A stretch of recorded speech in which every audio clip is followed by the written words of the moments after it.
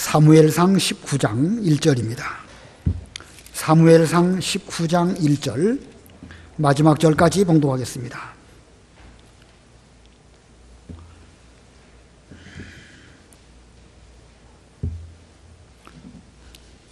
사무엘상 19장 1절 사울이 자기 아들 요나단과 그의 모든 신하들에게 다윗을 죽이라고 말했으나 사울의 아들 요나단이 다윗을 매우 좋아하여 다윗에게 말하기를 내 부친 사울이 너를 죽이려고 하니 이제 아침까지 조심하고 은밀한 곳에 머물러 몸을 숨겨라. 그러면 내가 숨어있는 들로 나도 나가서 내 부친 곁에 서 있다가 내가 내 부친께 너에 대해 말해 본 후 내가 본 것을 내게 알려주겠다라고 하였다.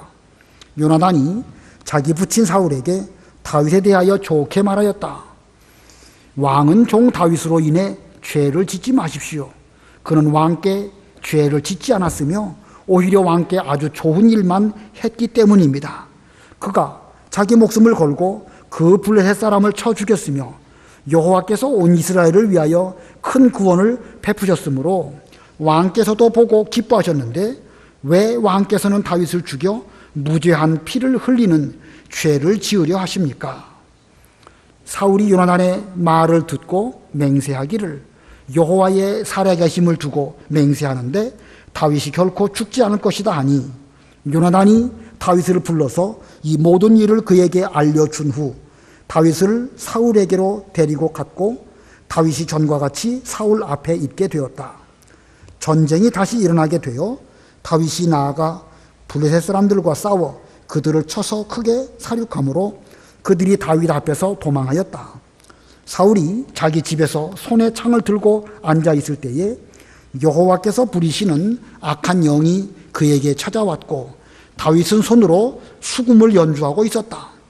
사울이 다윗을 벽에 박으려고 창을 던졌으나 그는 사울 앞에서 피하고 사울의 창은 벽에 박혔다. 다윗이 피하여 그 밤에 도망하였다. 사울이 부하들을 다윗의 집에 보내어 그를 감시하다가 아침에 죽이도록 하였다.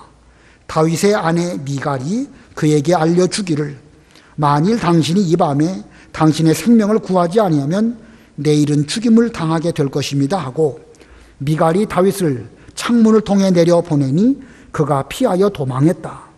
미갈이 드라빔을 가져다가 침대에 두고 염소 털로 그 머리를 만들어 옷으로 덮었는데 사울이 부하들을 보내어 다윗을 붙잡으려 하자 미갈은 그가 병들어 있다고 말했다. 사울이 다윗을 살펴보게 하며 말하기를 침상째 그를 내게로 데려오너라.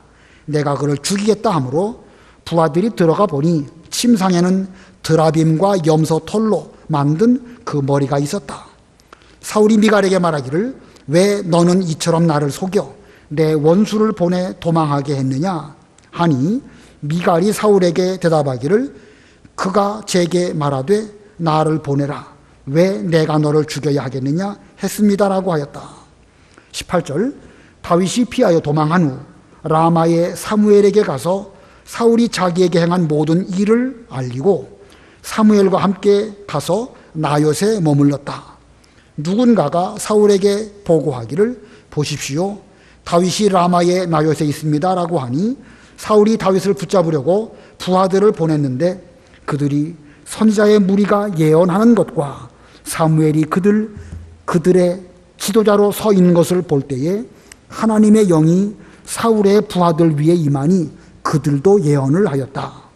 사람들이 이것을 사울에게 보고하니 그가 다른 부하들을 보냈고 그들 역시 예언하였으므로 사울이 다시 세 번째 부하들을 보냈는데 그들 역시 예언을 하였다. 그러므로 사울이 라마로 가서 세구에 있는 큰 우물에 이르러 물어 말하기를 사무엘과 다윗이 어디 있느냐 하니 사람들이 말하기를 보십시오. 라마의 나요새 있습니다라고 하였다. 사울이 거기서 라마의 나요스로 갔는데 그에게도 역시 하나님의 영이 임하자 그가 라마의 나요새 이르기까지 계속 예언하며 걸어갔다.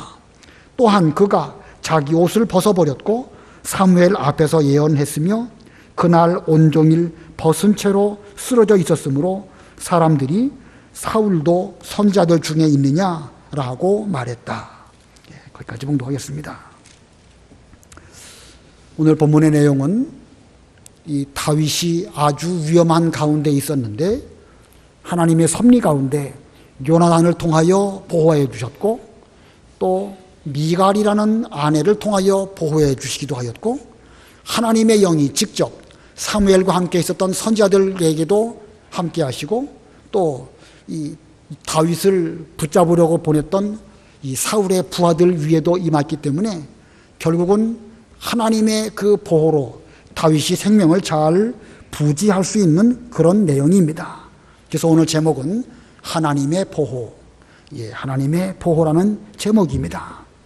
이 사무엘상 16장에 보면 하나님의 명령과 선택하심을 따라서 이새의 막내 아들 이 다윗에게 기름이 부어지게 됩니다.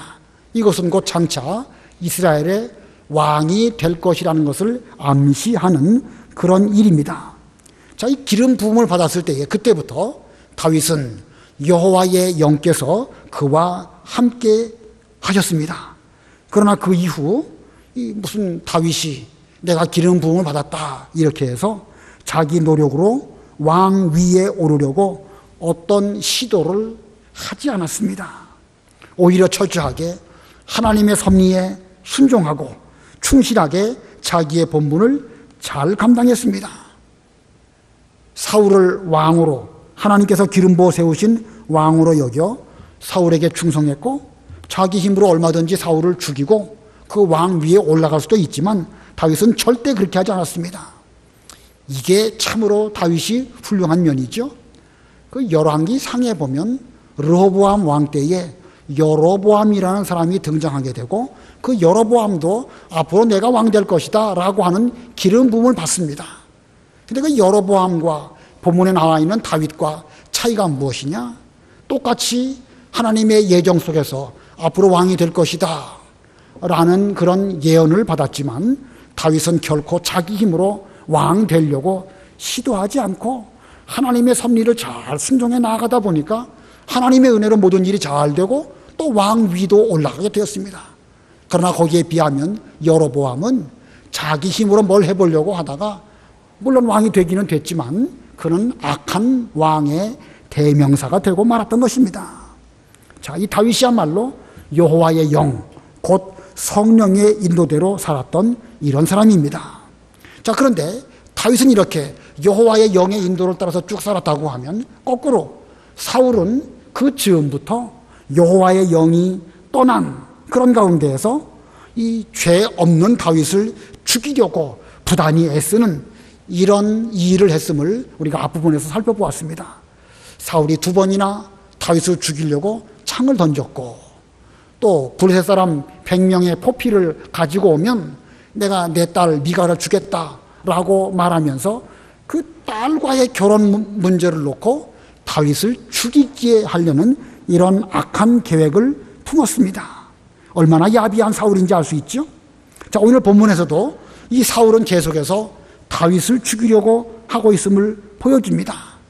이제 이 본문 이후부터 계속 이 사무엘상 마지막 장까지 사울 왕은 끊임없이 다윗을 죽이려고 야비한 음모와 노력으로 하고 있는데, 실제로 한 나라의 왕이 이 다윗 같은 한 사람을 죽이려고 한다고 하면 그 손아귀에서 벗어나서 생명을 보존한다는 일은 쉬운 일이 아닙니다. 그러나 우리는 성경을 통해서 발견하게 되지만 하나님의 보호가 결코 다윗을 떠나가지 아니하였음을 발견하게 됩니다.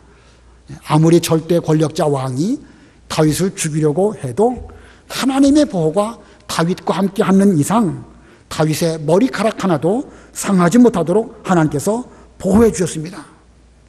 다윗에게는 앞으로 하나님의 뜻과 섭리가 있기 때문에 그 뜻과 섭리를 이루기 전까지는 악한 사울이 악한 괴계 가운데서 있다 할지라도 결코 하나님의 사람을 해치지 못하게 해주신다라는 것이 이 전체 문맥 가운데서 우리에게 교훈하는 것입니다. 다만 다윗 입장에서는 사울 왕이 자기를 죽이려고 하는 이런 가운데에서 그 어려운 시기 동안 잘 연단을 받았죠. 그에게는 오히려 이 기간이 연단받고 자신을 만들고 하나님의 섭리를 이루어드리면서 참고 기다리는 이런 기간이었습니다. 이것은 꼭 다윗에게만 해당되는 말씀이 아닙니다. 우리 인간 역사를 이루어 가시는 하나님의 방법이기도 합니다. 때로는 악한 자를 들어서 하나님의 사람을 괴롭게 하기도 하고 여러 가지 어려운 일을 우리가 겪을 수는 있지만 하나님의 보호가 택하신 하나님의 사람들로부터 절대 떠나지는 법이 없다는 사실, 우리는 이것을 잘 명심해야 됩니다. 다만 우리들은 다윗과 같은 마음가짐으로 그 얼마 동안 정해놓은 기간 동안 연단 잘 받고 자신을 잘 만들고 하나님께서 우리에게 분부하신 그 사명을 끝까지 잘 감당하는 이런 우리들이 되어야 됩니다. 하나님의 뜻이 우리에게 있는 이상 우리가 가다가 7번 쓰러지는 일은 있을 수 있지만 아주 엎드러지는 법은 없습니다. 또 의인으로서 8번째 다시 일어나서 이 연단을 잘 통과하는 것이 우리가 이 세상에서 걸어가야 할 과정인 것입니다. 자, 오늘 하나님의 보호가 다윗에게 어떻게 함께 하시는지를 잘 살펴보시고 우리도 그 보호 아래 있다는 사실 명심하시고 하나님의 사람으로 이 길을 잘 걸어가는 우리 모두가 다 되어야 되겠습니다. 본문에 이 3가지로 나누어서 말씀을 전하겠습니다. 첫 번째는요, 하나님의 보호가 어떻게 임하셨는가? 첫 번째는 요나단의 우정을 통해서 보호하셨습니다. 요나단의 우정을 통하여 보호하심. 본문 1절로 3절 읽어보세요. 1절 사울이 자기 아들 요나단과 그의 모든 신하들에게 다윗을 죽이라고 말했으나 사울의 아들 요나단이 다윗을 매우 좋아하여 다윗에게 말하기를 내 부친 사울이 너를 죽이려고 하니 이제 아침까지 조심하고 은밀한 곳에 머물러 몸을 숨겨라. 그러면 내가 숨어있는 들로 나도 가서 내 부친 곁에 서 있다가 내가 내 부친께 너에 대해 말해본 후 내가 본 것을 내게 알려주겠다라고 하였다. 이 사울은 아무 까닭도 없이 지금 다윗을 죽이려고 했습니다.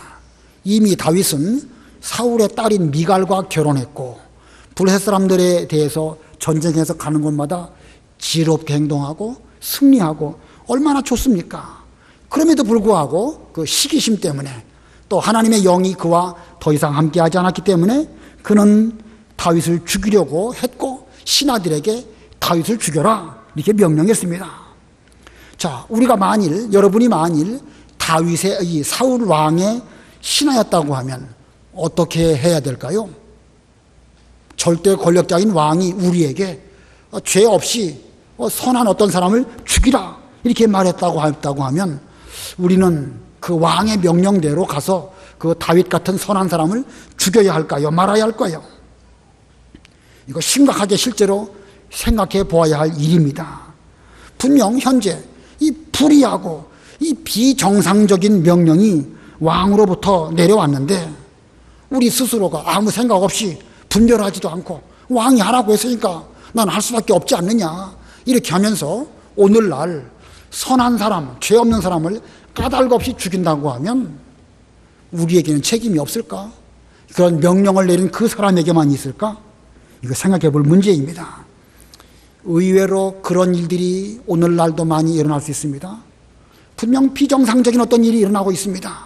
우리는 그런 가운데서 분별하고 판단해야 됩니다.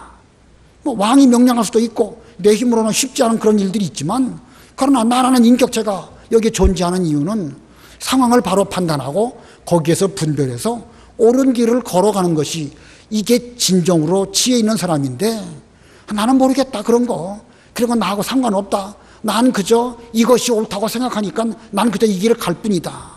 이게 맞는 것 같이 보여도요 정말로 분별을 포기한 사람입니다.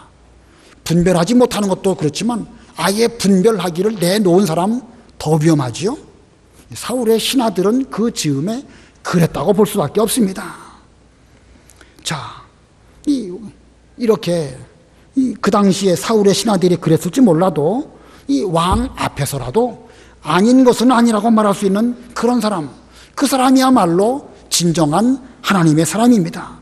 본문의 요나단이 바로 그런 사람이에요. 자기 아비 사울이 다윗을 죽이라고 명령했지만 요나단은 그 이 다윗에게 내 부친 사울이 너를 죽이려고 하니까 너는 가서 은밀한 곳에 숨어 있어라. 내가 이 돌아가는 일들을 잘 알아보고 다시 너에게 가가고 잘 말해주겠다. 이렇게 말했습니다. 요나단이 정말 잘했죠. 자, 이 요나단도 장차 이 자기 아비 사울이 죽으면 자기가 왕 될 거라는 사실 그 뭐 잘 알고 있습니다. 또 다윗이 현재 백성들로부터 사랑을 받고 어떤 일들을 맡기면 지롭게 잘하는 이런 가운데 있기 때문에 다윗이 자칫 왕 될 수도 있겠다. 이런 생각도 분명 분별할 수 있는 사람이었을 것입니다. 사울이 다윗을 죽이려고 하니까 요나단 역시도 그냥 모른 척하고 다윗을 죽게 놓아두어도 그 책임이 직접적으로 요나단에게 있는 것도 아닙니다. 자, 이 요나단이 다윗에게 사울이 너를 죽이려고 한다 라는 말 하게 되면 사실은 요나단 본인에게도 불리해요. 앞으로 자기 아버지가 죽으면 내가 왕 될 것인데 또 사울이 다윗을 죽이려고 한다라는 말은 자기 집안의 허물을 드러내는 거 아니겠습니까? 우리 아버지 사울이 분별 못하고 충신이 너를 죽이려고 한다. 이거 굳이 나팔 불고 뭐 떠들 필요까지 없는 거 아니겠습니까? 그러나 지금 이 요나단은요, 지금 돌아가는 상황을 숨기지 않고 진실하게 말했습니다. 아비의 허물이 드러나는 이런 발언이긴 하지만 그래도 이것은 다윗을 위해서 내가 살게 하는 것이 그게 선하고 올바른 일이다 라고 분별했기 때문에 그는 다윗에게 내 아비 사울이 너를 죽이려고 하니까 빨리 은밀한 곳에 가서 숨어 있어라 이렇게 말을 했던 것입니다. 자, 그 뒤에 또 어떻게 되는가? 4절로 5절 읽어보세요. 4절 요나단이 자기 부친 사울에게 다윗에 대하여 좋게 말하였다. 왕은 종 다윗으로 인해 죄를 짓지 마십시오. 그는 왕께 죄를 짓지 않았으며 오히려 왕께 아주 좋은 일만 했기 때문입니다. 그가 자기 목숨을 걸고 그 블레셋 사람을 쳐 죽였으며 여호와께서 온 이스라엘을 위하여 큰 구원을 베푸셨으므로 왕께서도 보고 기뻐하셨는데 왜 왕께서는 다윗을 죽여 무죄한 피를 흘리는 죄를 지으려 하십니까? 예. 자, 요나단이 이 자기 아버지 사울 이스라엘 왕에게 어떻게 말했는가 잘 눈여겨봐야 됩니다. 요나단은 사울에게 정곡을 콕 찔러가지고 직언을 했습니다. 그러나 그렇다고 해서 합당하지 않게 방자하게 아들의 어떤 그 입장을 떠나가지고 그냥 아버지 잘못했습니다 이런 식으로 말한 거 아니에요. 진실한 심정으로 아버지가 죄를 짓지 않도록 내가 뭔가 역할을 해야 되지 않겠는가 이런 마음가짐으로 이렇게 말했던 것입니다. 그리고 사실을 사실대로 말했습니다. 아버지 다윗이 죄 짓지 않았습니다. 그 블레셋 사람 골리앗을 다윗이 죽였고 그때 골리앗이 죽은 그 사실을 아버지도 그때 온 이스라엘 백성들과 함께 기뻐하지 않았습니까? 다윗을 죽인다는 것은 이건 합당하지 않고 아버지께서 만약에 그렇게 하신다고 하면 죄 짓는 것이니까 절대 그렇게 했으면 안 됩니다. 그는 정곡을 불러서 정확하게 말했습니다. 저는 이런 그 요나단의 말한 걸 볼 때에 이 참 말 정말 잘했다라는 생각이 듭니다. 우리가 어떤 말을 할 때에 그냥 빙빙 둘러가지고 이렇게 말하는 사람이 있어요. 좀 답답하지요? 사실을 분명하게 딱 찍어서 핵심을 말해야 되는데 핵심을 피하면서 이렇게 물론 때에 따라서는요 우회적으로 은유적으로 말할 필요도 있습니다. 그래서 스스로 깨닫게 하는 것도 좋은 방법이지요. 그러나 어떤 경우에는 정곡을 찔러서 직선적으로 말할 필요도 있는 것입니다. 그래서 이 요나단은 지금 그 아버지에게 장황하고 지루하게 말하지 아니하고 핵심을 분명하게 찍어서 말하면서 사실대로 진실하게 다윗도 위할 뿐만 아니라 자기 아버지인 사울 왕도 위해서 죄 짓지 않도록 이렇게 말했습니다. 자, 그러고 보면 요나단은 다윗에게도 사실대로 말했죠. 우리 아버지가 너를 죽이려고 하니까 피해라. 그러면서도 또 아버지 사울에게 대해서도 아버지께서는 다윗을 죽이는 것은 그건 죄 짓는 것입니다. 그렇게 해서는 안 됩니다. 역시 또 진실하게 말했습니다. 자, 이렇게 요나단이 어떻게 말했는가 우리도 잘 눈여겨보고 때에 따라서는 우회적으로 말할 필요도 있지만 어떤 경우에는요 장황하고 길게 말하지 말고 있는 사실을 그대로 정곡을 찔러서 말하면서 진실하게 말할 수 있는 그런 우리가 돼야 됩니다. 이 말하는 법도요 자꾸 연구해야 돼요. 이게 제 앞에서 빙빙 돌려서 말할 때는 저도 답답합니다. 자, 이렇게 요나단이 진실한 말을 했는데 그 결과가 어떻게 나타났는가? 본문 6절, 7절 우리 다 같이 합독하겠습니다. 6절, 7절 시작. 사울이 요나단의 말을 듣고 맹세하기를 여호와의 살아계심을 두고 맹세하는데 다윗이 결코 죽지 않을 것이다 하니 요나단이 다윗을 불러서 이 모든 일을 그에게 알려준 후 다윗을 사울에게로 데리고 갔고 다윗이 전과 같이 사울 앞에 있게 되었다. 자, 이 사울이 다윗을 죽이지 않겠다. 여호와의 이름을 가지고 맹세해서 말했습니다. 물론 이 사울의 맹세는요, 진실한 믿음으로 맹세한 것은 아닙니다. 그래도 얼마 동안 효과가 있었어요. 그 맹세한 그 말로 인해서 사울은 다윗을 얼마 동안 안전하게 지키고 또 그렇게 죽이지는 않았습니다. 오늘날 우리가 다윗과 같이 되면 참 좋겠지만 모두가 다 다윗처럼 되기는 쉽지 않지요. 또 다윗은 다윗대로 다윗처럼 돼야 되겠지만 우리 이 교회 내에서든지 인간 사회에서는요, 요나단 같은 그런 인물도 꼭 필요합니다. 자, 여러 사람들과의 복잡한 관계 속에서 돌아갑니다. 서로 미워하고 까닭 없이 죽이려고 하고 무서워서 피하기도 하고 선한 사람이 어려운 일을 겪기도 하고, 근데 만약에 그런 가운데 요나단 같은 사람이 있어가지고 이 사람에겐 이렇게 진실되게 말하고 저 사람에겐 또 저렇게 진실되게 말해가지고 두 사람의 관계가 더 이상 충돌하지 않는 가운데에서 하나님의 교회나 어떤 복음운동을 잘 세워나간다. 정말로 그 사람이야말로 화평케 하는 사람입니다. 자, 우리도 이런 사람이 꼭 필요할 것 같아요. 우리 교회 내에서도 이렇게 목사나 성도나 저와 여러분 사이에도 불편한 일이 있을 수 있죠.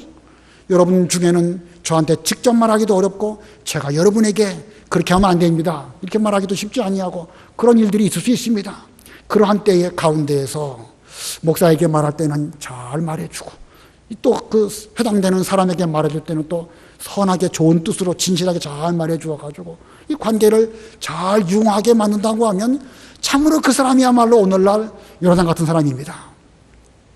우리 모두가 그렇게 되면 좋겠는데 그렇게 안 되고 또 거꾸로 될 수도 있을 수 있습니다. 거꾸로.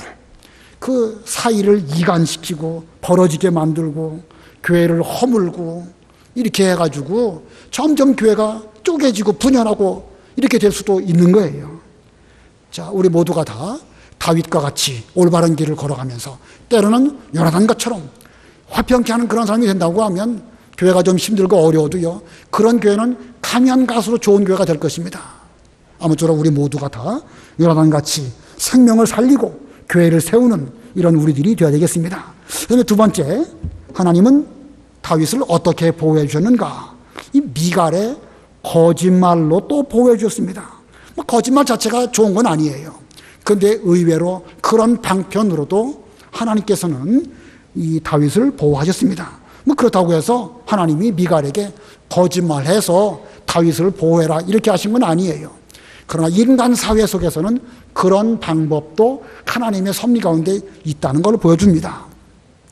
자, 이 사울은 요나단에게 이 여호와의 이름으로 다윗을 죽이지 않겠다고 맹세까지 했습니다. 그러나 그때의 이 사울의 상태는 이미 하나님께서 떠나가시고 함께하지 않는 그런 상태입니다. 믿음이 없이 입으로만 한 맹세이니까 신뢰할 수가 없죠.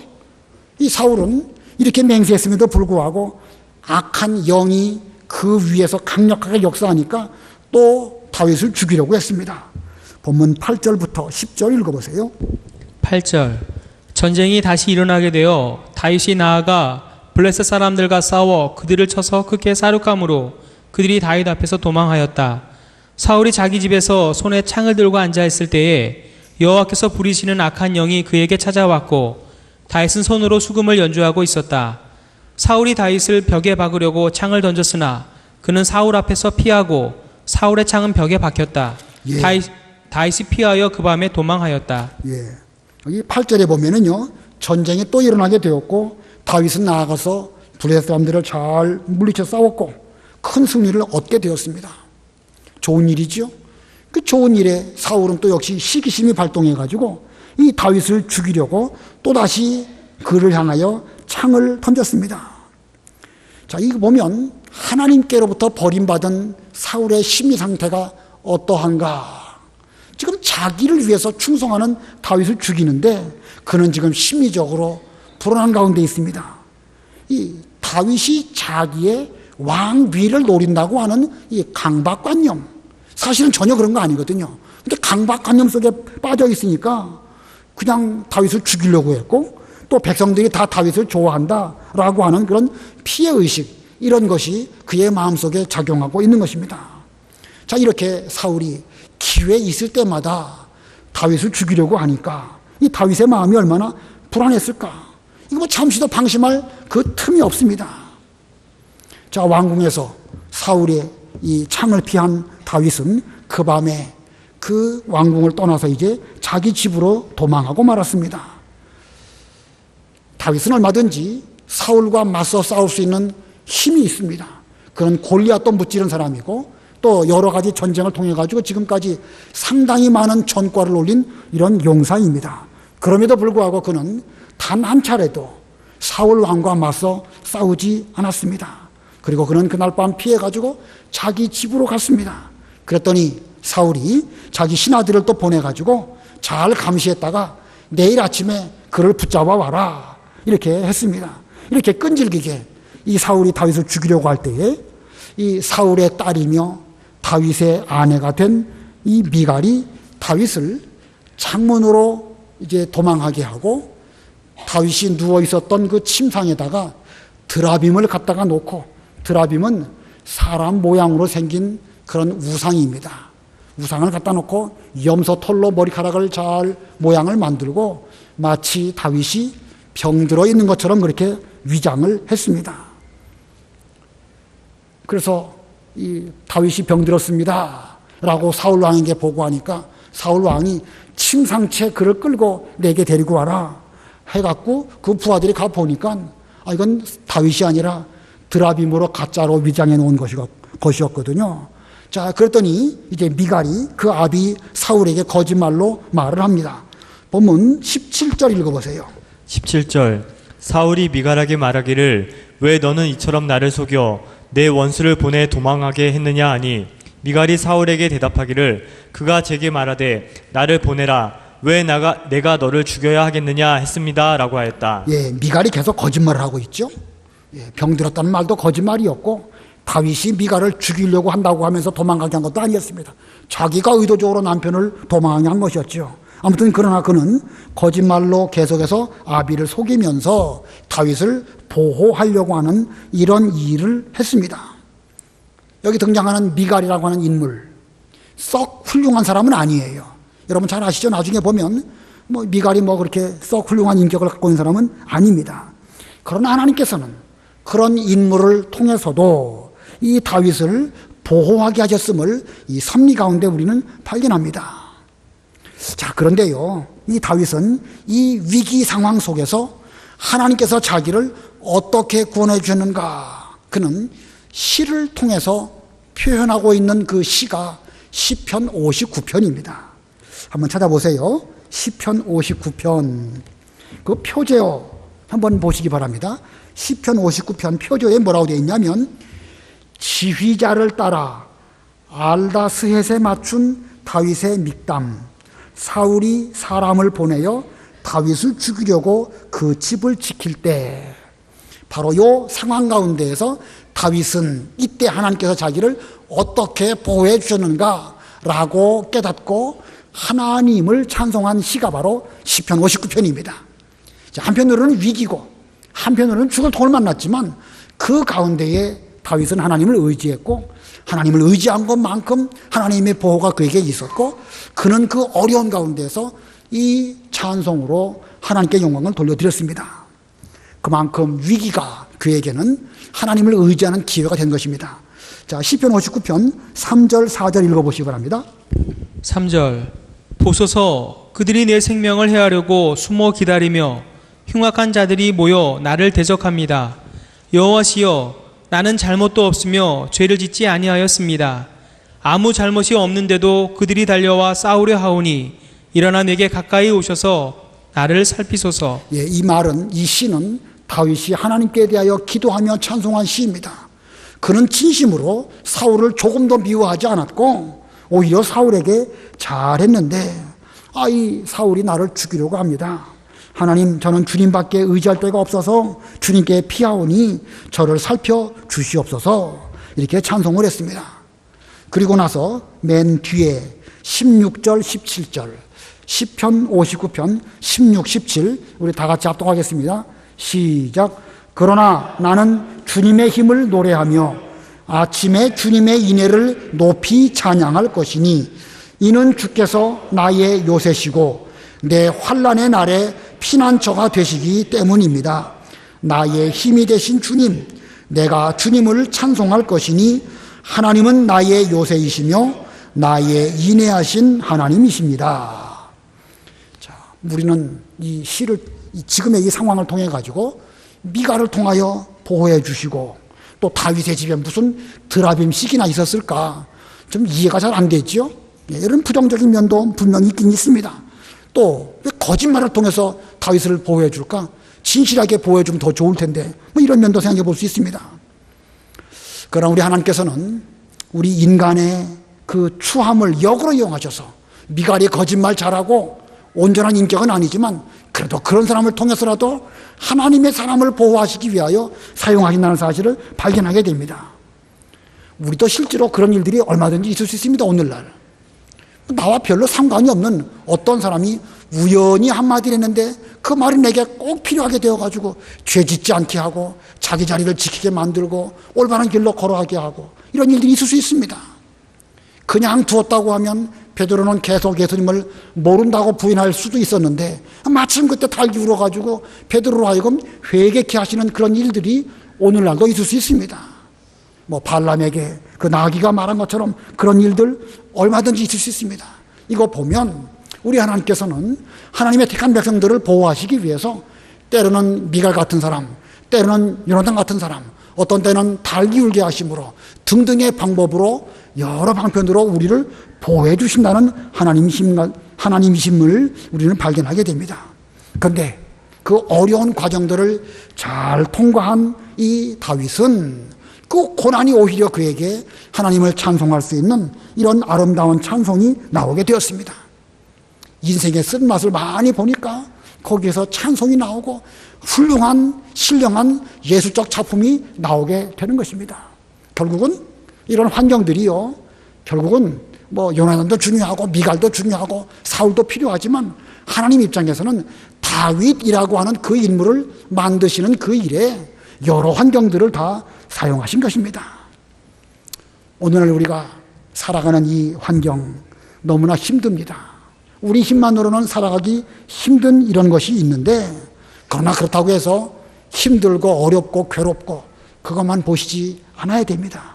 이런 속에서도 하나님은 어떻게 해서든지 우리를 보호하셔가지고 하나님의 섭리를 이루시고 하나님의 뜻을 이루시려고 지금도 우리 한 사람 한 사람을 보호해 주신다는 사실을 우리는 명심해야 됩니다.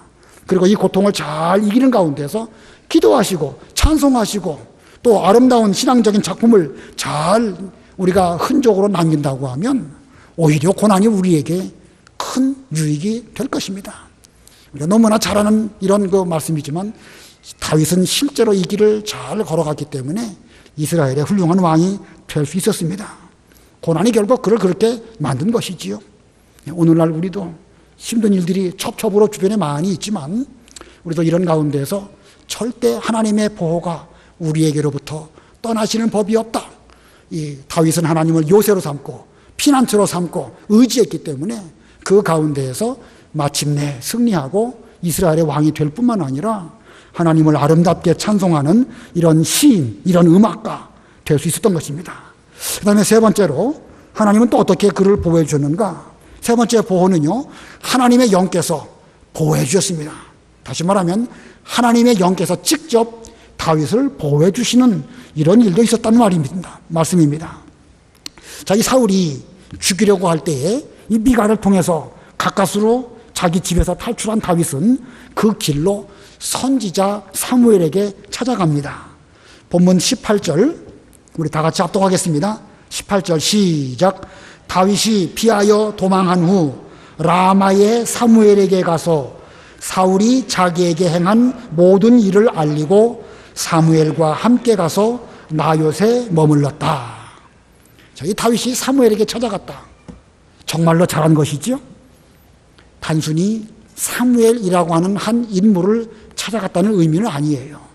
신앙 지도를 받고 자기에게 기름 부어준 선지자, 그에게 찾아간 것은 하나님을 뵙고 하나님의 뜻이 무엇인지, 앞으로 하나님께서 자기를 어떻게 인도해 주실지, 이런 여러 신앙 지도를 받기 위해서 다윗은 사무엘에게 찾아갔습니다. 자, 이 선지자로서 사무엘만큼 다윗이 앞으로 무엇을 어떻게 해야 할지를 지도해 줄 만한 사람이 그 당대에 사무엘밖에 없었기 때문입니다. 이 다윗이 이렇게 선지자 사무엘을 찾아갔다. 여러분도 어떤 어려운 일을 만나면은요, 부족하지만 이 시대에 좀 저에게 찾아오셔야 됩니다. 제가 사무엘도 아니고요, 저는 훌륭한 선지자도 못 됩니다. 그래도 부족하지만 함께 대화하고 함께 또 기도하고 노력해보고 여러 가지 일들을 잘 살펴보면서 노력하면 백지장도 맞들면 낫다고 하는데 좀 그렇게 하셔야 마땅하지 않겠습니까? 제가 교만해서 이런 말 하는 거 아니고요. 필요하신 대로 저도 이용하셔서 여러분의 신앙에 좀 유익하도록 사용해달라는 뜻으로 말씀을 드리는 것입니다. 자, 이 당시 사무엘에게는 많은 그 선지자 생도 무리들이 있어서 이 사무엘에게 와서 배우고 있었습니다. 근데 어떤 사람이 사울 왕에게 보고합니다. 도망간 다윗이 지금 라마의 나요새 있는 사무엘에게 갔습니다. 그랬더니 사울이 자기 부하를 보내가지고 나요새 가가지고 다윗을 붙잡아 와라, 이렇게 보냈습니다. 그래서 그 부하들이 다윗을 붙잡기 위해서 라마의 나요새에 왔는데 하나님의 영께서 그 사울의 부하들에게까지 임하니까 그들이 선지자 무리들과 함께 섞여가지고 그들도 예언을 했습니다. 여기서 말하는 예언이라는 것은 장래에 일어날 일을 말한다기보다는 어떤 무아지경의 황홀경 상태를 의미합니다. 이 예언이라는 거, 하나님의 영이 자기를 전적으로 주관하시니까 완전히 그 성령의 인도를 따라서 어떤 일을 분별하는 것, 이것이 예언이지요. 예를 들면 사도 바울이 3층 천에 올라갔을 때에 자기가 몸 안에 있었는지 몸 밖에 있었는지 나는 알지 못하였다. 그게 바로 정말로 황홀경에 들어간 것이지요. 그러나 그런 상태는 정말로 좋은 것입니다. 근데 이 본문에 이 사울의 부하들이 이 예언했다라는 것은 자기 생각이나 의식이 없이 그냥 이상한 상태에 들어간 거, 뭐라고 말할지 잘 모르겠습니다. 얼빠졌다고 표현하면 좀 이상할 것 같긴 하지만 그렇게밖에는 쉽게 표현이 안 됩니다. 제정신이 아닌 상태에 있었다, 그런 말이에요. 그렇다고 해서 그들이 올바른 그 신앙적인 분별력을 하고 또 성령의 어떤 그 섭리를 따라가지고 무엇을 분별하고 그런 상태는 아니에요. 그냥 환각 상태에 빠진 상태입니다. 그래서 그 부하들은 사울 왕의 명령을 제대로 준행하지 못했습니다. 그러니까 이 사울이 이 사람들이 가갖고 임무 완수를 못하니까 또 다른 사람을 보내고 또 다른 사람을 보내고 3번씩이나 보냈지만 결국 그들도 아무도 왕의 명령을 제대로 순종하지 못했습니다. 그래서 마지막에 자기가 직접 옵니다.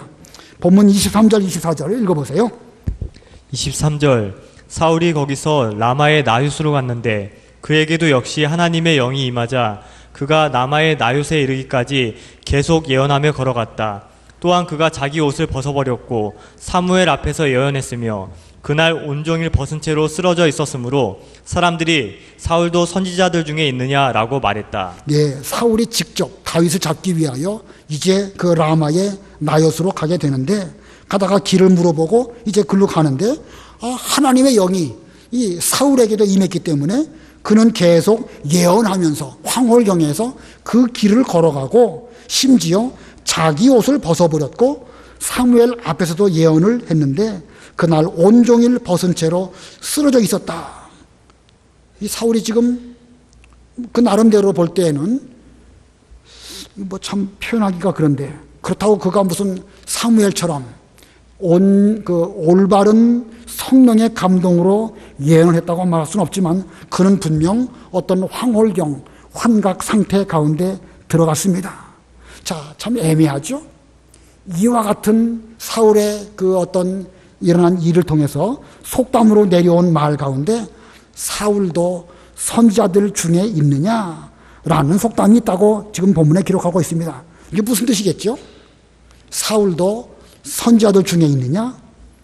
이 말은 예언한다고 해서 무슨 신령한 세계에 들어간 것 같은 그런 모습을 취한다고 해서 다 선지자는 아니라는 사실을 오늘날 우리들에게 보여주는 것입니다.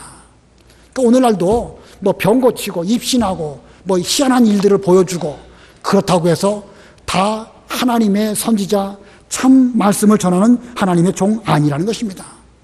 그러니까 우리 분별을 잘해야 되는 거예요.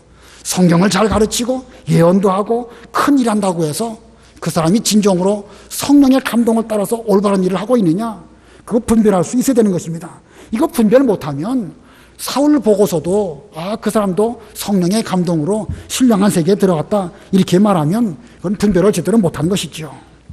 자, 아무튼 이렇게 하나님께서는 직접 사울에게 개입하셔가지고 사울로 다윗을 해치지 못하도록 보호하게 하시는 이런 일이 있었습니다.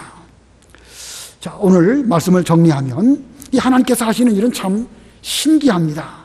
하나님은 다윗을 지키시기 위해서 요나단같이 훌륭한 인품의 사람도 사용하셔서 잘 말하고 사실대로 말함으로 다윗을 보호해 주기도 하였고, 미랄 같은 인물을 통해서도, 거짓말을 통해서도 다윗을 보호해 주셨고, 하나님의 영께서 직접 개입하심으로 다윗을 보호해 주시기도 하셨습니다.